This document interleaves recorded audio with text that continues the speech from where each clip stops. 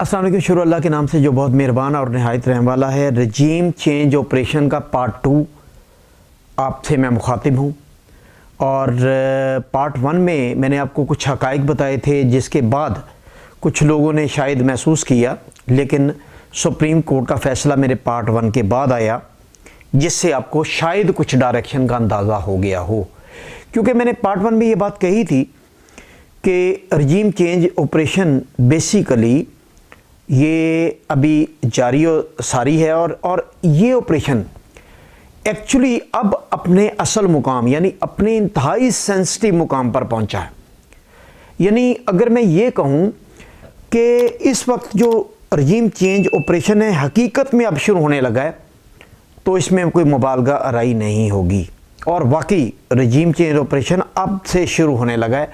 आपको इस पार्ट में मैं मुख्तसरन कोशिश करूंगा कि आपको वो तमाम हक़ाइक़ से आगाही दूं जो नवंबर तक होने जा रहा है। यानी मैंने इसको नॉर्मली मैं फिलबदी बात करता हूं, लेकिन मैंने कुछ पॉइंट्स लिखे हैं ताकि आपको तरतीब से हर चीज़ समझा सकूं। और मैं इसके 4 मुख्तलिफ मैंने हिस्से किए हैं, जिसमें मैं आपको पहले बताऊंगा कि मैं क्यों कह रहा हूं कि रजीम चेंज ऑपरेशन अपने असल मुकाम पर और सेंसिटिव मुकाम पर अब आया है। दूसरा मैं आपको ये बताऊं कि बैरूनी ताकतों और अंदरूनी ताकतों का मकासद क्या है सारे रजीम चेंज ऑपरेशन में। तीसरा मैं आपको ये बताऊं कि अब के बाद अक्टूबर तक कौन किसके पेज पर होगा, यानी जो एक पेज पर हैं वो पेज फट जाएंगे और कौन किसके पेज पर जाएगा ये मैं आपको बताऊंगा। और नवंबर तक मकासद किस तरह हासिल किए जाएंगे और कौन कौन सी ताकतें उस पर जोर लगाएंगी, टग ऑफ वार जो है वो किन के दरमियान होगा, ये भी मैं आज की इस कॉन्स्पिरेसी थ्योरी के पार्ट 2 में आपको शेयर करूंगा। सबसे पहले मैंने एक बात की कि रजीम चेंज ऑपरेशन अपने इंतहाई सेंसिटिव मुकाम पर आ गया और आपने देखा कि सुप्रीम कोर्ट के फैसले के बाद हालात यकसर बदल रहे हैं और ये बदलते चले जाएंगे। मैं आपको ये बताऊं कि पीपल्स पार्टी और नून लीग इस वक्त उनकी मुलाकातें किन किन से हो रही हैं और क्या हो रही हैं, ये भी मैं आपको शेयर करूंगा कि उनके मकासद क्या हैं। स्क्रिप्ट की जो बात है, स्क्रिप्ट जो है अब आइंदा चंद दिन में यानी मैक्सिमम 14 अगस्त हमारी आज़ादी के दिन तक तमाम स्क्रिप्ट ओपन हो जाएगा। और इस स्क्रिप्ट के ओपन होने के बाद मैं आपको बताऊं कि हर किसी का, हर ताकत का अपना स्क्रिप्ट अपने मकासद को हासिल करने के लिए शुरू हो जाएगा, यानी बुनियादी स्क्रिप्ट ख़त्म हो जाएगा। अब टग ऑफ वार होगा, हर कोई अपने स्क्रिप्ट पर काम करेगा, तो उसकी भी मैं तफसील दूंगा कि कौन किस स्क्रिप्ट पर काम करेगा। अब जो पहली मैं बात करने जा रहा हूँ, मैंने बात की है कि अंदरूनी और बैरूनी जो ताकतें हैं उनके मकासद क्या हैं। बैरूनी ताकतों के मकासद की पहले बात करते हैं कि CIA, मोसाद और रॉ, इनके क्या मकासद हैं। इनके मकासद मुश्तरका हैं। इनके मकासद हैं, पहला बड़ा मकसद इनका ये है कि पाकिस्तान माशी तौर पर अपने और खारजा पॉलिसी में अपने पांव पर ना खड़ा हो सके। ये सबसे पहला मकसद इन तीनों ताकतों का है। और दूसरा बड़ा मकसद इनका अमरीकी अड्डे है कि अमरीकी अड्डे जो हैं बेसिकली चाइना को मॉनिटर करने के लिए ये लेना चाहते हैं। बिल्कुल अफ़गानिस्तान को इन्होंने मॉनिटर नहीं करना, अफ़गानिस्तान से ये ज़िल्लो ख्वार होकर निकल चुके हैं। तीसरा बड़ा मकसद इंडिया का जो है रॉ के ज़रिए, वो अफ़गानिस्तान में $60 बिलियन का जो इनका नुकसान हुआ है, जो इन्होंने इन्वेस्टमेंट की हुई थी वहाँ पर, वो उनका जब तालिबान ने दोबारा टेक ओवर किया तो इनका जो नुकसान हुआ है, और इसी तरह CIA को जो पूरी दुनिया में अमेरिकन अफवाज और CIA को जो हजीमत का सामना करना पड़ा, उसका बदला भी एक बड़ा इशू है। मोसाद का क्या इशू है? मोसाद ने $48 बिलियन मुख्तस किए हैं पिछले 2 साल में। किस नाम से? फ्रेंड्स ऑफ इसराइल फंड्स के नाम से। और वो उन तमाम मुस्लिम ममालिक में वो स्पेंडिंग कर रहे हैं जो स्पेंडिंग इसराइल को तस्लीम करने के लिए, और पाकिस्तान सबसे बड़ी रुकावट है। और $48 बिलियन में पाकिस्तान के लिए तो $48 करोड़ ही काफ़ी हैं, और उसका पैसा इस्तेमाल हो रहा है मैं आपको ये भी बताऊंगा कि जरदारी ने, मैंने आपको पिछले पार्ट में कहा था कि 5 अरब जो चौधरी शुजा को देने की बात हुई है, जरदारी की उसमें फ़ायदा हुआ, नुकसान नहीं हुआ। और मैं आपको ये भी बताऊंगा कि फंड्स कतन तौर पर जो चोरी शुदा पैसा है, देखें, जो शख्स अपना ज़मीर बेचकर बेईमानी करके पैसा ईंटता है और गरीब आवाम का और गरीब मुल्क का पैसा ईंट के बाहर ले जाता है, वो उस पैसे से इतना प्यार कर रहा होता है, उसे दोबारा रीस्पेंडिंग में नहीं लाता। ये पैसा उनका नहीं इस्तेमाल हो रहा, चोरी शुदा पैसा नहीं इस्तेमाल हो रहा, ये पैसा इसराइल का इस्तेमाल हो रहा है। इसराइल की दो चीज़ें इस्तेमाल हो रही हैं हमारे इस सारे रजीम चेंज ऑपरेशन पर, मैं उसकी तफसील भी आपको दूंगा। अब CIA का क्या इशू है? CIA का दो इशू हैं, बल्कि बुनियादी तो इशू सारे जो मैंने डिस्कस किए CIA के, लेकिन उनका बुनियादी दो इशू हैं। एक तो ये कि उन्हें अड्डे चाहिए, दूसरा ये कि पाकिस्तान अमेरिका के हाथ से फिसलता हुआ दिखाई दे रहा है। यानी वो चाइना और रशिया के ब्लॉक में जा रहा था इमरान खान के दौर में, और इमरान खान खारजा पॉलिसी को इनके ग़ुलामी में नहीं देना चाह रहा था। अमेरिका का सबसे बड़ा इशू, और इसराइल का जिस पैसे की मैंने बात की है वो CIA के ज़रिए इस्तेमाल हो रहा है। अब मज़े की बात यह है कि इसराइल का वो पैसा आधा CIA अपने पास रख रही है, आधा पाकिस्तानी जो ताकतें हैं या जो वो किरदार हैं जो पैसा बांट रहे हैं उनको दे रहे हैं, और वो किरदार जो है वो आधा पैसा आगे बांट रहे हैं और आधा अपने बैरूनी मुल्क अकाउंट में शिफ्ट कर रहे हैं। ये भी एक बड़ा अनोखा और बड़ा दिलचस्प सूरत हाल है इसमें। तो अब इस सारी सूरत हाल में मकासद तो बैरूनी ताकतों के ये हैं। अब मैं आता हूँ अंदरूनी ताकतें जो हैं, यानी जो वो किरदार जो सारे खेल का हिस्सा थे रजीम चेंज कॉन्स्पिरेसी थ्योरी का, वो उनका क्या किरदार है, उनके क्या मकासद हैं अंदरूनी ताकतों के, अंदरूनी किरदारों के। अंदरूनी किरदारों का दो मेजर मकासद हैं, एक खौफ और दूसरा लालच। अब मैं 4-5 बड़ी पॉलिटिकल पार्टी की बात करता हूं कि ये लालच और खौफ दोनों उनमें किस तरह सरायत कर किया। यानी मैं शुरू करता हूं नून लीग से। नून लीग के ऊपर क्लियर कट केसेस थे मनी लॉन्ड्रिंग के, हुंडी हवाले के, किकबैक्स के और लूटी हुई दौलत, और उसको जो ट्रांजैक्शन है बरतानिया और मुख्तलिफ ममालिक में उसका कोई मनी ट्रेल नहीं था उनके पास। तो उनकी कन्विक्शन होने जा रही थी, तो उनको खौफ था। मतलब एक नाहिल होकर बाहर बैठा हुआ है, दूसरे हमजा और शहबाज शरीफ जो है उन पर फर्द जुर्म आयद होने जा रही थी, मरियम नवाज सजा याफ्ता हैं।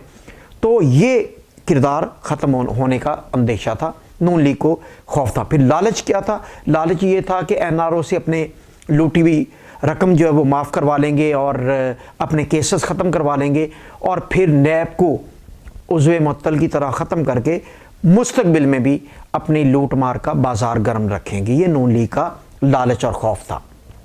उसके बाद पाकिस्तान पीपल्स पार्टी को क्या खौफ था कि आहिस्ता आहिस्ता सिंध की अवाम में बहुत ज़्यादा अवेयरनेस, और इनकी नाहिली की वजह से, अब देखें कराची डूब रहा है, हैदराबाद डूब रहा है, सिंध सारा डूब रहा है, लेकिन आग लगे बस्ती में और जरदारी साहब हैं मस्ती में, तो वो उन्हें तो परवाह ही नहीं। यानी इतनी ज़्यादा सोशल मीडिया और मीडिया कैंपेन के बावजूद, इनकी नाअहली और इनकी बैड गवर्नेंस के बावजूद वो मस्ती में है और बस्ती में आग लगी हुई है। तो उनको खौफ ये था कि सिंध उनके हाथ से सिरकता नज़र आ रहा था, और लालच ये था कि जो इसराइल का पैसा है वो इसराइल बांट रहा था रजीम चेंज के लिए, तो उन्होंने कहा कि हिस्सा बकदरी जूसा हम भी इसमें शराकत करें। और ये जो मैं कह रहा हूँ कि यूसुफ रज़ा गिलानी के सेनेट की सीट पर जो पैसा बांटा गया वो भी डेलिबरेटली सामने आया। ये 5 अरब की बात, इस पर जरदारी ने कोई वो नहीं तरदीद की, इसकी किसी ने भी नहीं की। उसकी वजह ये कि इन्होंने पीछे से 20 अरब लिया होगा, और 5 अरब की जब खबर आई तो 5 अरब तो हलाल हो गया, बाकी इन्होंने कहा होगा कि हमने MPA MNA तोड़ने के लिए जो बांटा है पैसा, जो लौटे हुए हैं उनको हमने इतने इतने दिए। तो इन्होंने नून लीग और जरदारी ने दोनों ने पैसा CIA के ज़रिए लिया, इसराइल का पैसा लगा, फ्रेंड्स ऑफ इसराइल फंड से पैसा जारी हुआ, और इन्होंने रजीम चेंज में वो पैसा बेदर्दी से बोरियां भर के इस तरह खर्च किया कि उनमें कुछ खर्च किया, कुछ अपने अकाउंट्स में शिफ्ट किया। लिहाजा इन्होंने इसमें भी दिहाड़ी लगाई बहुत बड़ी। अब मौलाना फजल रहमान और ANP पर आता हूं मैं। मौलाना फजल रहमान और ANP, इन दोनों की 72-73 साल सियासत का खात्मा बलोचिस्तान और KP में तो हो चुका है। आपने देखा है कि ANP की वली खान का जो ख़ानदान था वो वहाँ हुक्मरान ख़ानदान तस्वर होता था। उनका माजी जो है हुक्मरान ख़ानदान था, आज उनका नाम मिट गया केपी में। इसी तरह मौलाना फजल रहमान केपी में ख़त्म हो गए, अपने घर से सीट हार गए। इसी तरह बलूचिस्तान में ख़तरा है कि एक जो कैंपेन चल रही है अवाम का इस्तेहसाल करने की और लूट मार की, उसमें बलूचिस्तान में भी आगाही आ रही, सिंध में भी आ रही।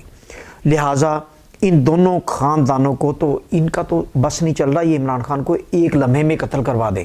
यानी ये दोनों मौलाना फजल रहमान और ANP की क़यादत, इनका तो इन्होंने इन नस्ल ख़त्म कर दी एक तरह की सियासत में से, इमरान खान की मूवमेंट ने या इमरान खान की जो गवर्नेंस है केपी में उसने। अच्छा, अब MQM पर आता हूँ मैं।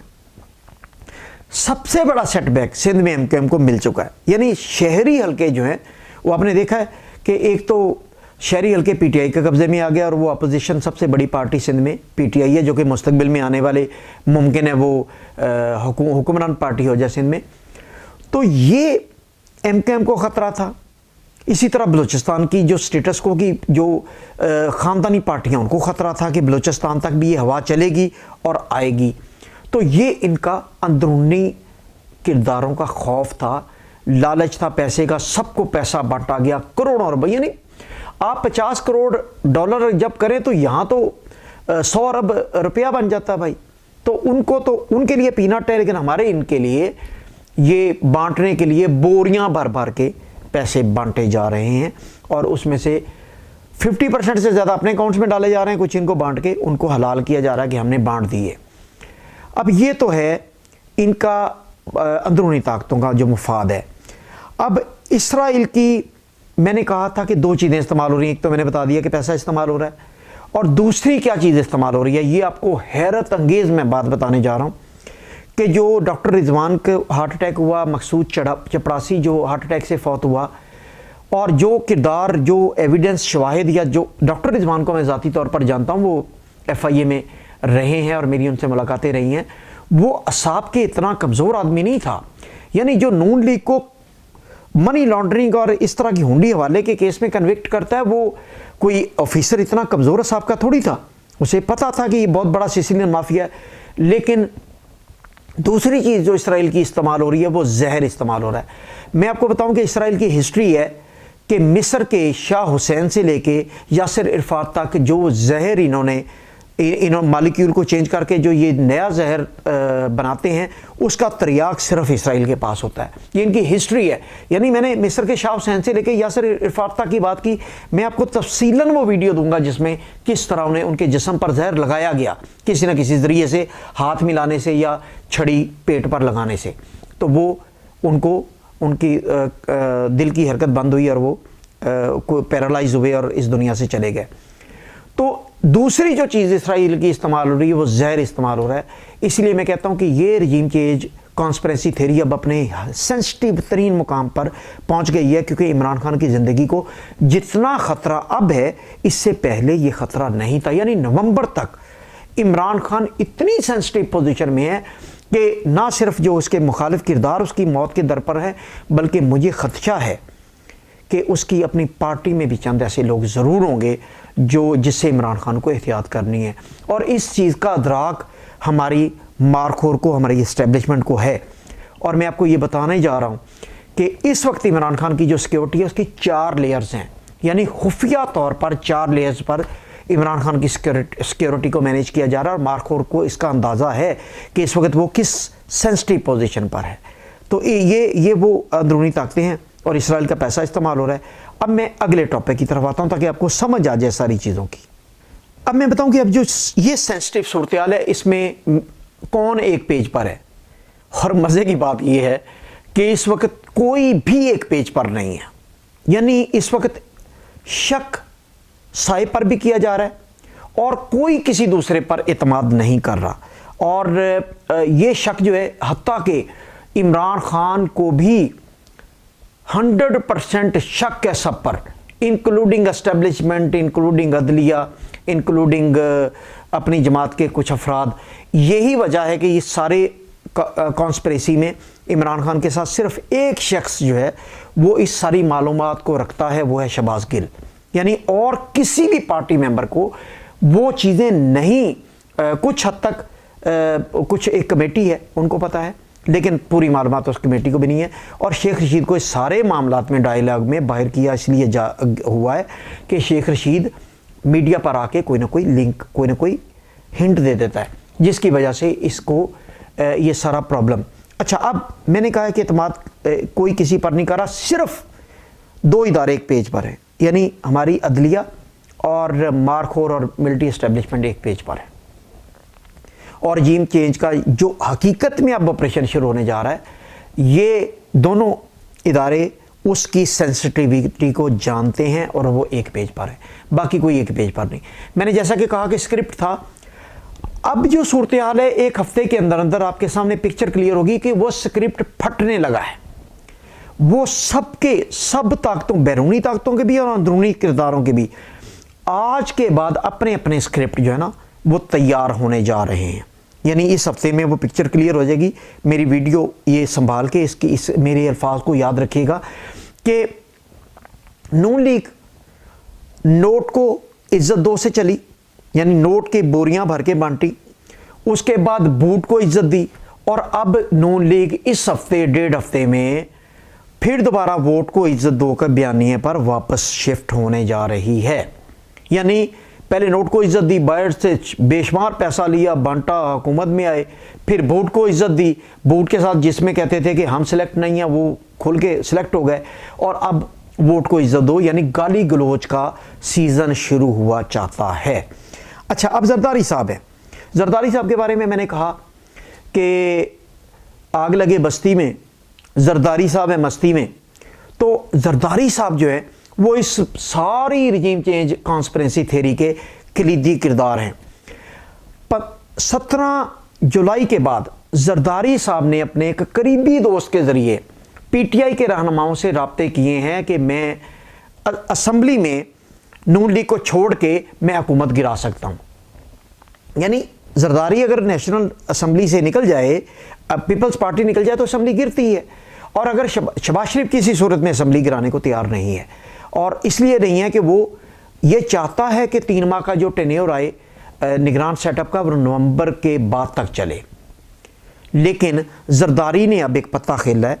वो दुबई में किन से मुलाकात करके आया सबको पता है, और अब उसने किससे राब्ते किए हैं, पीटीआई की क़यादत से, और वो ऑफ़र कर रहा है। लेकिन फ़िलहाल इमरान खान ने कैटेगोरिकली रिफ्यूज़ किया कि हम जरदारी से हाथ नहीं मिलाएंगे। लेकिन जरदारी अपनी ऑफ़र लेके बैठा हुआ है। वो कहता है कि आप शहबाज शरीफ ने ये असम्बली नहीं तोड़नी, तो असम्बली तोड़ने का एक ही तरीका है कि पीटीआई वापस असम्बली में आए, नो कॉन्फिडेंस आए, हम वोट करें और पीटीआई दोबारा बहाल हो और वो असम्बलियाँ डिज़ोल्व कर दे। ये भी एक ऑप्शन है, लेकिन ये ऑप्शन लंबे प्रोसेस पर है। यानी इस ऑप्शन पर ये है कि आप फिर वही टाइम बड़ा कम है। और मैं आपको बताऊं कि 14 अगस्त से पहले ये निगरान सेटअप की भरपूर कोशिश है, और तमाम अदारों की कोशिश है कि 14 अगस्त से पहले निगरान सेटअप डिसाइड हो जाए। अब और उसके लिए बात भी चल रही है।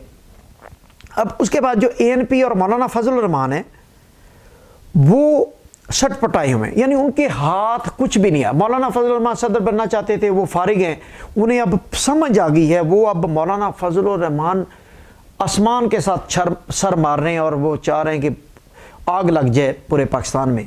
और वो इतना बुग़्ज़ इमरान में इस हद तक जाने को तैयार हैं कि वो डंडा बरदार भी निकाल के मुल्क में लॉ एंड ऑर्डर ख़राब करने के लिए भी तुले में। लेकिन उसे पता है कि जब जैसे ये वो निकलेंगे, नून लीग और पीपल पार्टी पीछे से निकल जाएगी, एमक्यूएम भी निकल जाएगी, बाकी भी निकल जाएंगे। लिहाजा वो अब तक मौलाना फजल रहमान ये चाहते हैं कि ये करें, लेकिन उनको इजाज़त नहीं मिल रही। अब इसके बाद होने क्या जा रहा है, मैं अब आपसे ये शेयर करूंगा कि होने क्या जा रहा है। हसन निसार का एक बहुत तारीखी फ़िक्रा है कि इस निज़ाम को तेज़ाब से गुस्ल देना चाहिए। तो ये वो वक्त स्टार्ट होने लगा है जब इस निज़ाम को तेज़ाब से गुस्ल देने का वक्त हुआ चाहता है। और ये जो रजीम चेंज असल में अब शुरू होने वाली, इससे ये समझें कि इस निज़ाम को तेज़ाब से गुस्ल दिया जाएगा। और पाकिस्तानी इमाम तो भुगत रही है, तेज़ाब से गुस्ल तो शुरू हो गया, यानी आपकी मईशत बर्बाद होगी, आपका बेड़ा गर्क हो गया। मैं आपको ये भी बताऊं कि जैसे ये हुकूमत में आए, इन्होंने अपने लोगों को 50-50 करोड़ रुपए के मराद दिए हैं, बाहर के टूवर्स दिए हैं बिला वजह। यानी एक तरफ कहते हैं कि हम डूब गए, हम मर गए, हम भिखारी हैं, हमारे पास है कुछ नहीं, फी बंदा 50-50 करोड़ रुपया, यानी ये अब माइंस लगा रहे हैं। और अब आपने देखा है कि ये आसफ अली जरदारी दुबई से वापस आए, उन्हें कोविड हो गया, वो 15 दिन नहीं फेस करना चाहते, वो पीछे दरपर्दा बैकडोर पॉलिसी पर सिंध के लिए एनआरओ मांग रहे हैं कि मुझे सिंध की हद तक, उन्हें पता है कि उनका ख़त्म हो गया सारा सिलसिला, नून लीग भी ख़त्म हो गई, वो सिंध की हद तक वो एनआरओ मांग रहे हैं कि मुझे सिंध में जो है वो सॉफ्ट कॉर्नर मेरे लिए क्रिएट किया जाए, जो आप कहते हैं माई बाप मैं करने को तैयार हूँ। लेकिन खान नहीं मान रहा, और कुछ लोगों का ख्याल है कि वक्ती तौर पर ये इलेक्शन में निगरान सेटअप के लिए जाने के लिए हमें ये अगर करना भी पड़े तो हम कर लें, लेकिन खान अपने असूलों पर इस वक्त डटा हुआ है। ये नागुज़ीर हुआ तो हो सकता है ये भी करना पड़ जाए। अब लंदन में बैठे हुए भगौड़े का क्या मौक़िफ़ है, वो क्या डायलॉग कर रहा है, वो भी ये चाह रहा है कि, लेकिन वो फंस चुके बुरी तरह। यानी वो इस हनी ट्रैप में नून लीग जितनी बुरी फंसी है ये कभी भी नहीं हुआ था। आप इनके क़यादत के चेहरों पर परेशानी और उन पर जो गम है ना, उसके असर देख लें कि ये किस हद तक फंस चुके हैं कि ये गलती पे गलती कर रहे हैं और अवाम इनको गालियाँ पर गालियाँ दिए जा रही है। अब नवाज शरीफ क्या चाहता है? नवाज शरीफ ये चाहता है कि इस वक्त जो इंतखाबात में जाने की जो सूरत हाल है, वो चाहता है कि वो पाकिस्तान आए और ख़ुद इंतखाबी मुहिम चलाए, उसको गिरफ्तार ना किया जाए, इस शर्त पर वो निगरान सेटअप बनाने के लिए तैयार है। यानी वो चाहता है कि उसे उसके केसेस ख़त्म किए जाएं, उसे गिरफ्तार ना किया जाए, वो पाकिस्तान वापस आए और इंतखाबी मुहिम चलाए, तब शहबाज शरीफ को वो कहेगा कि निगरान सेटअप के लिए डायलॉग करो, वरना हम नहीं करेंगे मरते दम तक। तो ये शहबाज शरीफ जो है वो उसको पैगाम मिल चुका है। और आसफ अली जरदारी जो वो गारंटियाँ मांग रहा है कि उसे सिंध में ना छेड़ा जाए, तो वो यकीनन इस मतलब साथ देने को तैयार है। रजीम चेंज ऑपरेशन जो अब हकीकत में होने जा रहा है, अगस्त से पहले 14 अगस्त को हम जो आज़ादी का दिन है वो देखेंगे, और 14 अगस्त से पहले निगरान सेटअप की खबर आ जाएगी। अब तमाम ताकतों का, बैरूनी ताकतों का भी स्क्रिप्ट अपना है, अंदरूनी का भी अपना है, लेकिन परेशान क्यों हैं ये सारे? एक बॉटल नेक थी इसमें सारी, वो गुजर चुकी। यानी अगर वो साइफर फेल हो जाता और अवाम ना जागती, शऊर इमरान खान ना बिल्ड कर पाता, और 17 जुलाई को इलेक्शन में ये 20-20, 25-25 हज़ार जाली वो वोट भुगता के ये सीटें 15-16 ले जाते, तो ख़त्म था सारा कुछ। बैरूनी ताकतें कामयाब थीं और पाकिस्तान डिफ़ॉल्ट की तरफ चला जाना था। और सबसे ज़्यादा ताब हमेशा आर्मी भुगतती है जब कोई मुल्क डिफ़ॉल्ट की तरफ जाता है और उसका निज़ाम बर्बाद हो जाता है। अब वो जो चीज़ है वो बहुत बड़ा रिस्क था। उस रिस्क में अब ये इस निज़ाम को तेज़ाब से गुस्ल देने के लिए 2/3 अक्सरियत की ज़रूरत है। और आप मेरी बात से, आप जिस मर्ज़ी पार्टी से बिलोंग करते हैं, मेरी बात गौर से सुन लें। इस वक्त आपके मुल्क की जितनी भी 15-20 पार्टीज़ हैं, मुझे कोई एक शख्स बता दे कि 2/3 अक्सरियत लेने की अहलियत सिर्फ एक शख्स के पास है, वही इमरान खान के पास। और ये मिलिट्री एस्टेब्लिशमेंट को भी पता है, और ये अदलिया को भी पता है, और ये सबको पता है, और बैरूनी ताकतों को भी पता है। इसलिए यानी इस वक्त अगर आप पीटीआई को निकाल के नवाज शरीफ को भी ले आते हैं, शहबाज शरीफ को, तो 2/3 अक्सरियत वो भी नहीं ले सकते। जरदारी तो बिल्कुल भी नहीं ले सकता, एमक्यूएम नहीं ले सकती, एनपी नहीं ले सकती, मौलाना फजल। यानी आपके पास एक ऑप्शन के अलावा कोई और दूसरी ऑप्शन 2/3 अक्सरियत के लिए नहीं है। तो आपका निज़ाम चेंज होने जा रहा है और इस निज़ाम को तेज़ाब से गुस्ल दिया जा रहा है। उसके बाद ये निज़ाम बेहतरी की तरफ गामज़न होगा और अक्टूबर में इलेक्शन होंगे। मैक्सिमम इलेक्शन अगर ये नून लीग की हट दर्मी की वजह से या कॉन्फ्लिक्ट की वजह से डिले होते हैं तो 15 नवंबर, 16-20 नवंबर तक डिले होंगे, उससे ज़्यादा डिले ये नहीं कर सकते। अब जो सबसे ज़्यादा इम्पोर्टेंट बात है वो इमरान खान की ज़िंदगी को ख़तरा है। यानी जब तक इंतखाबात नहीं होते, इमरान खान की लाइफ को उस वक्त तक इंतहाई सेंसिटिव थ्रेट है। यानी अंदरूनी किरदारों से तो है ही है, लेकिन बैरूनी किरदार नहीं चाहते कि इमरान खान किसी अक्सरियत अवामी ताकत के साथ आए। और अगर इमरान खान किसी इस 3-4 माह से गुजर जाता है यानी अल्लाह ताला उसे ज़िंदगी देता है, ज़िंदगी मौत अल्लाह के हाथ में। अगर वो इस सारे टेन्योर में अपनी ज़िंदा रहता है और अपनी इस थ्रेट से गुजर जाता है, तो फिर पाकिस्तान को तब्दीली से और इंडिपेंडेंट मुल्क के स्टेटस से कोई नहीं रोक सकता, क्योंकि दो ताकतें ऐसी हैं जिनका मकसद मैंने आपको नहीं बताया, वो है रशिया और चाइना, जो पाकिस्तान पर गहरी नज़रें रखे बैठी है। ये दोनों ताकतें चाहती हैं कि इमरान खान वापस आए, हत्ता कि प्यूटन ने क्लियर कट ये कह दिया कि 50% तक डेफर्ड अमाउंट पे मैं 50% डिस्काउंट पर भी गंदम और तेल देने को तैयार हूँ, लेकिन इमरान खान रजीम को देने को तैयार हूँ। और इसी तरह चाइना मॉनिटर कर रहा है कि इमरान खान वापस आए, और उसके वापस आने के बाद वो बाकी बांधा जो चीज़ें वो उसके मुआहदे, क्योंकि उसे भी ट्रस्ट नहीं है चोरों और डाकुओं और लुटेरों पर, जो हर चीज़ में दिहाड़ी मांगते हैं और बाहर किकबैक्स मांगते हैं। तो चाइना के लिए तो ये 3.5 साल गोल्डन थे, जब उसकी कंपनियों को किकबैक्स नहीं देने पड़े, मेरिट पर सब कुछ होता रहा और सारी चीज़ें उनकी रुकावटों के बगैर चलती नहीं। तो ये वो सेंसिटिव जो हालात हैं जिसकी वजह से 4 लेयर्स में मारखोर जो है वो एस्टेब्लिशमेंट जो है वो इमरान खान की खुफिया हिफाजत कर रही है, और ज़िंदगी मौत अल्लाह के हाथ में है। पाकिस्तानी नेशन के तौर पर हमें अगर सदियों बाद एक लीडर मिला है, और लीडर सदियों बाद मिलते हैं, आप इमरान खान को पाकिस्तानी सियासत से माइनस कर दें, तो मुझे पूरी ईमानदारी से आप बता दें, आप किसी भी सियासी पार्टी से आपकी वाबस्तगी है, जितनी भी सियासी पार्टीज़ के नाम आपने लेने, कोई मुतबादल है जो पब्लिक में इस कदर पजीराई रखता हो और जो इस कदर नीट एंड क्लीन करियर रखता हो। अब बात हो रही है फॉरेन फंडिंग की, ममनुआ फंडिंग की, तो हाई कोर्ट का क्लियर कट फैसला है, इसे चैलेंज क्यों नहीं करते? क्यों नहीं पीपल पार्टी और Noon league election commission, election commission तो इनके घर की बांधी है, उसको क्यों नहीं कहते ये कि जी फैसला सुनाएं? हाई कोर्ट ने फैसला किया हुआ कि तीनों पार्टियों का इकट्ठा फैसला कर दें, सुबह कर दें। ये जिस दिन से हाई कोर्ट का ये फैसला आया, इलेक्शन कमिश्नर को तो सांप सूंघ गया। पहले वो कहता था 1 महीने में फैसला करना है, अब वो क्यों फैसला नहीं कर रहा? वो करे पीटीआई का फैसला, साथ नून लीग और पीपल पार्टी का भी खोले, किस तरह इन्होंने भत्ते लिए और किस तरह इन्होंने उस भत्तों में से भी गबन की है इलेक्शंस के लिए।